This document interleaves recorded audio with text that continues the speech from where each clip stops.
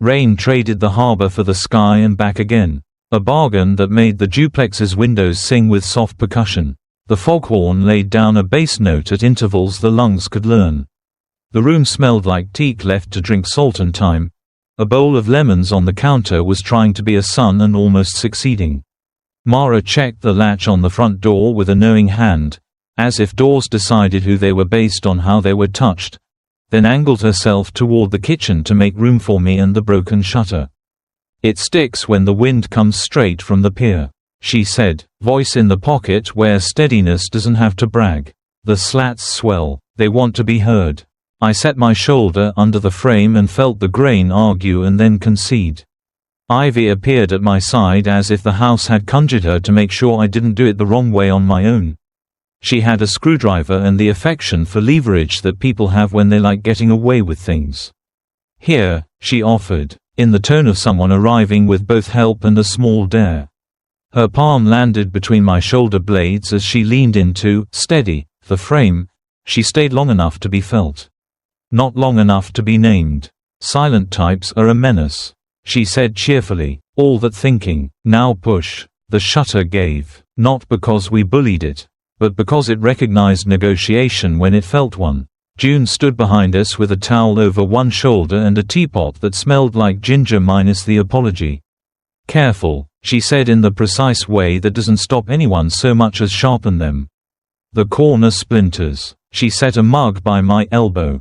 The steam a quiet hand on the face. When I glanced up, her eyes had the soft, relieved look of someone who likes seeing work land where it's meant to. Mara watched the exchange with the expression of a harbor master kept inland by weather. She was bare-armed, bracelet catching the light in careful arguments with the rain-streaked window. "We'll let it settle," she decided, about the shutter and also not about the shutter. "Dinner first." Dinner was simple enough to feel like competence. Fish stew with tomatoes and fennel. Bread that had the good manners to bring crispness without cutting anyone. A salad that tasted like the color green wants to taste. Ivy took the seat opposite me. Elbows on the table like a threat and a joke. June placed my bowl so that the spoon's handle pointed toward my right hand. Mara sat where she could see the kitchen and the doorway and the weather. And the weather sat right back across from her. Ivy lifted her glass so that the rim caught a shard of light from the lamp. "Two truths," she announced. "One lie. No. Wait, let's be honest. One silence." She looked pleased at the invention and took ownership of it immediately. "Two truths. One thing you'll not say and we will not ask. Better game." June laughed under her breath. A sound that changed the temperature of the table by a degree. "You're going to make him play while he's still wet," she said. "Let the tea have a chance."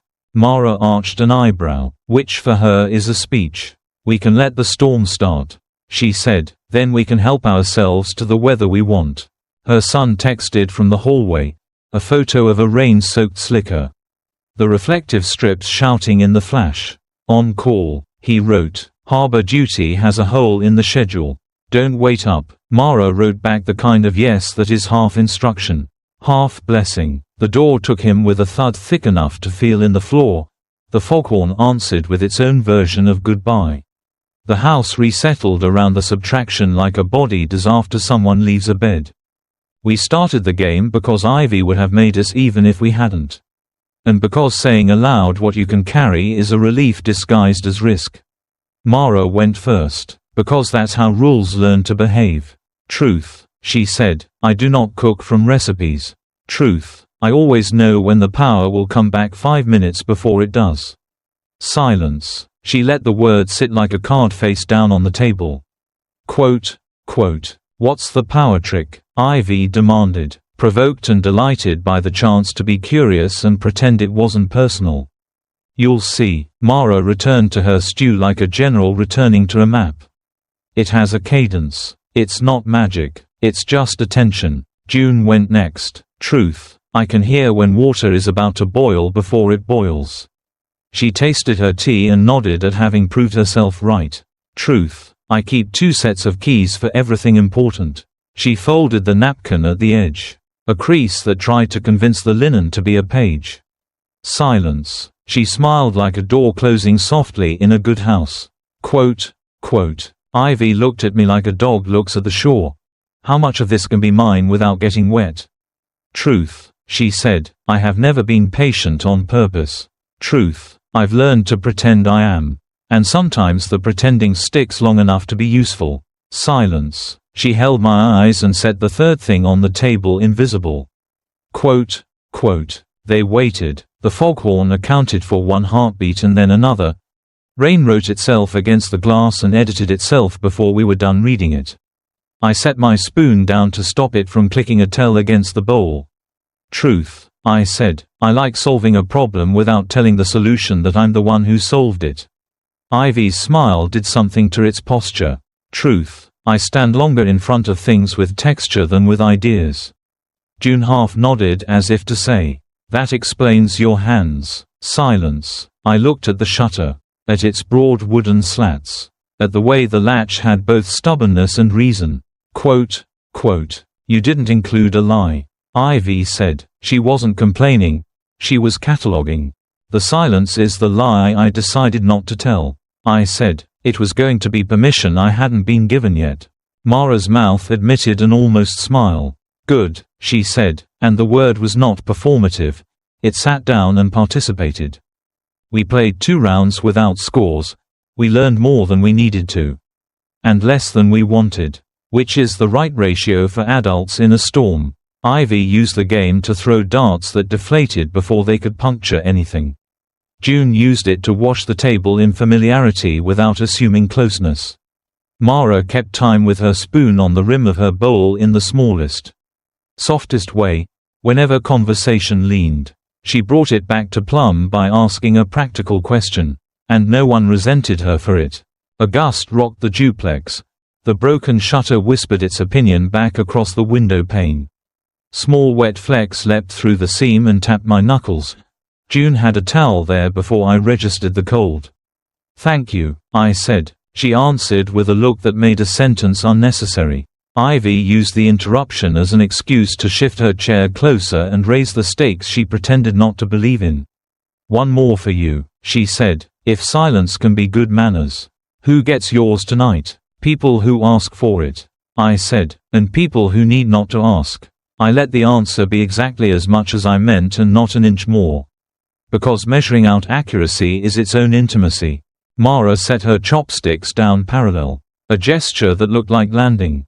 If we're going to keep playing, she said, let's change the rule. Anyone can stop the game. But if we do, we say why. The new rule didn't arrive with enforcement, it arrived with trust. We carried our bowls to the sink and the sink agreed to be useful.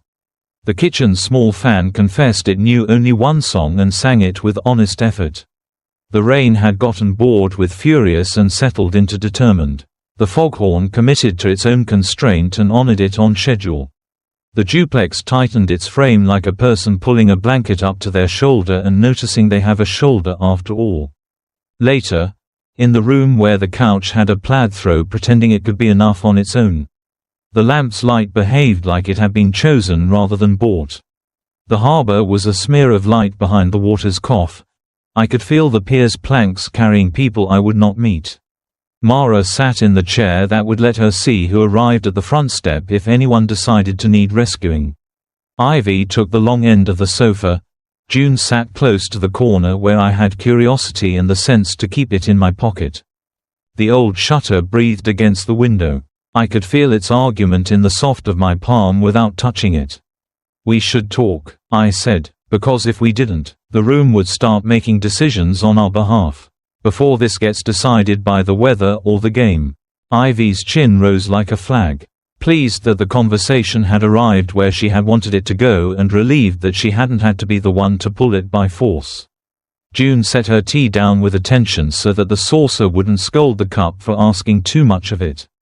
Mara leaned her ankle over the other with the kind of precision that leaves room for the next sentence. It can't break what the three of you have, I said, putting the principle into the air so air could carry it where words eventually fail. It can't leak onto the pier as gossip. It can't become the way decisions get made. No drinks get to make choices for us. We use one thread to talk about it and nobody gets left out of that thread. And it stops the second anyone says stop. No ceremony, no apology, just stop. Ivy's face relaxed, as if the muscles had been waiting for wait. Yes, she said. She gave the yes some dignity by saying it once. I want to, and I'm comfortable. The second sentence had the tone of a woman who has learned to say both halves or neither. June matched the grammar, which made the room more aware of its structure. I agree, she said, gently, and with respect. She did not look at Ivy when she said gently. She did not need to. Mara did not move for a breath. Then she did the thing that would be remembered even if the night had gone differently. She asked for us to answer with our bodies as well as our mouths. Say it plainly, she instructed, eyes on each of us in turn, so no one has to guess later what was meant. When we repeated ourselves, she nodded once as if sealing a document and then turned to the window. Her fingers found the cord of the shutter, and she pulled. The sound was not dramatic. It was honest. Wood slid against wood, salt against patience. A click as the bar found its home. The light that had been siloed by the slats turned into a more private kind of dark. The kind that doesn't make everything hide so much as let it stop posing. The first threshold is trust, she said, not to the shutter, not to the room, to the line between them. What followed has never been interested in narration. The duplex listened. The harbor minded its noise without leaning on the house. The foghorn recited its own liturgy without insisting we belonged to it. There were hands and decisions and the small courtesies that separate adult choices from appetites, hoping to skip the part where people stay people. If there had been a need to stop, the room was ready to hold that without confusion. It did not need to prove anything else about itself either. When morning decided the water had been gray long enough, it teased a ration of pearl through the shutter slats. The house released a slow breath that old wood makes when the weather concedes for an hour. I woke in the way people do when they have not outpaced themselves, alert. Hungry for the ordinary, unsuspicious of the day. Coffee had taken the kitchen before I arrived. June was there with the kind of economy that looks like grace because it is. Toast lined in a row. Butter persuading it into gloss. A jar of honey refusing to be any color but honest. Ivy leaned at the counter in a t-shirt that made an argument for unadorned lines and poured herself water as if she didn't quite trust coffee to be the kind of friend she needed. Mara stood by the window with a set of keys in her hand. Not for the theater of it, but because she was on her way to practicalities after breakfast and did not like to be ambushed by her own day. We should set the rules we intend to keep, Mara said. Because omitting the speech would have made the kitchen look like it was trying to be coy. Not because I don't trust us. Because we should not ask memory to hold what paper could. Ivy opened her mouth and then closed it. The equivalent of crossing out a sentence before it leaves the brain. No doc talk, she said at last. No hinting. Not to friends of friends. Not to strangers who think they have earned hearing a thing by telling one of their own. June added, one thread only. If we need to talk about last night or a next time.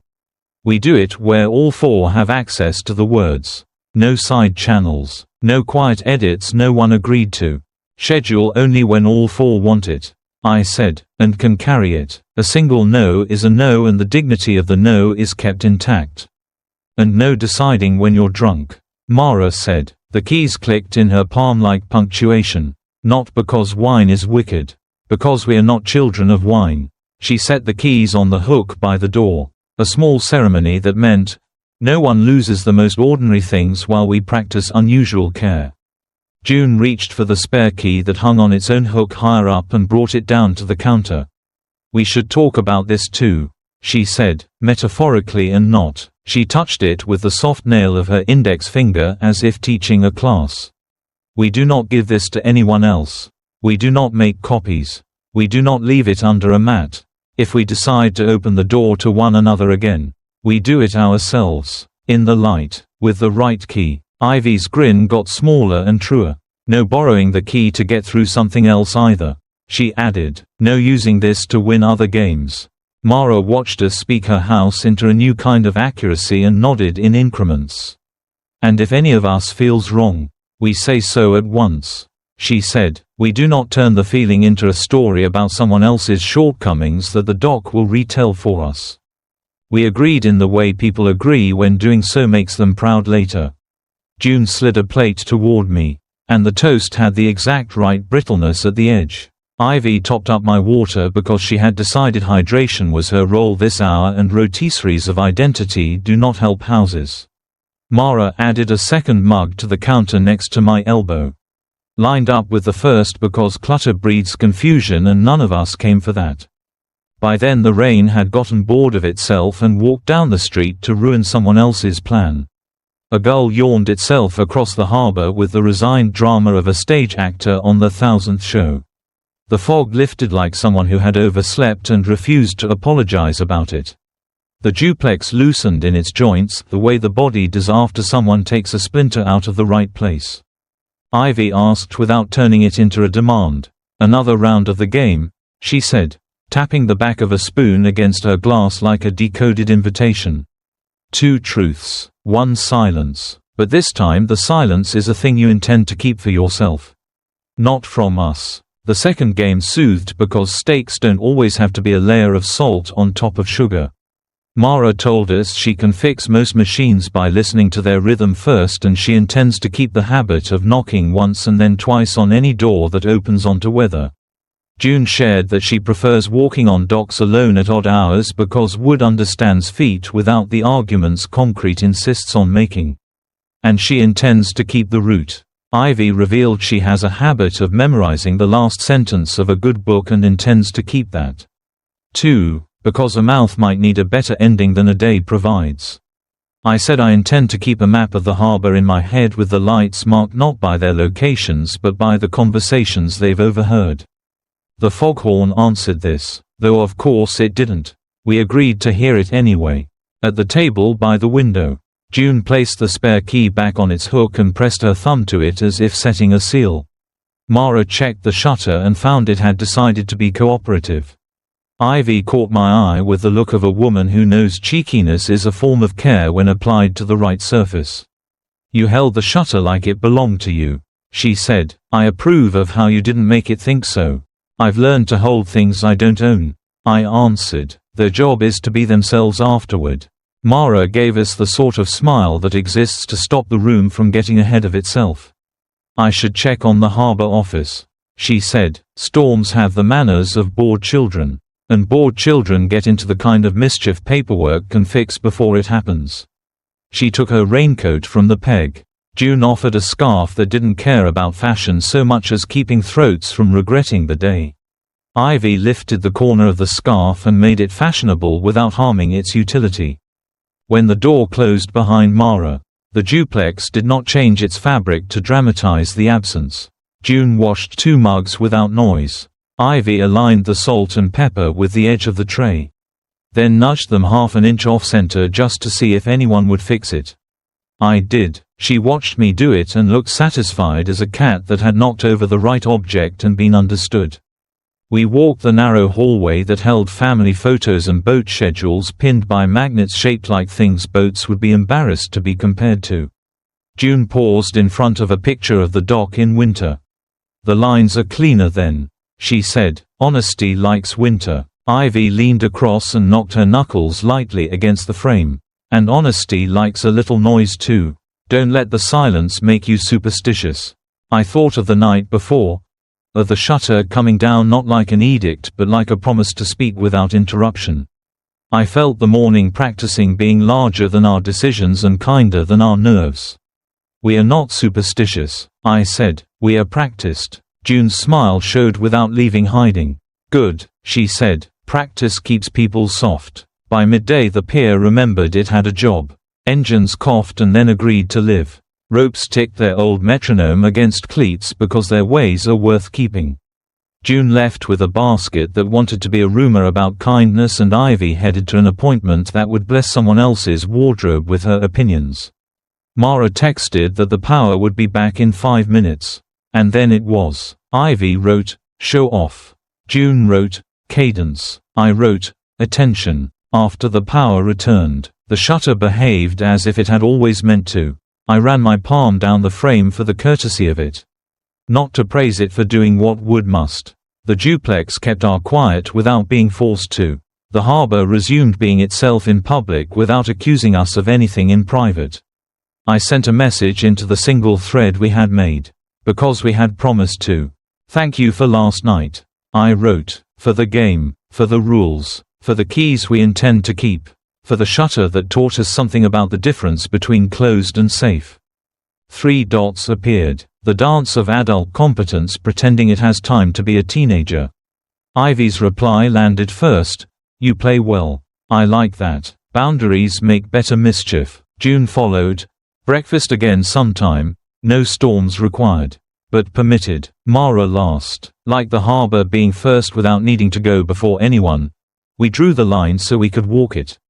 The rest is weather. The foghorn groaned a long vowel so the ocean could remember its grammar.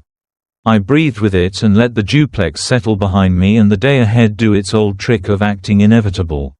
The shutter held. The rules did. The game did not require extra rounds to be real. And when I stepped out into the kind of rain that makes shirts honest, I did not hurry. I already knew where I was going and with whom I could go when the sky decided to speak in paragraphs again.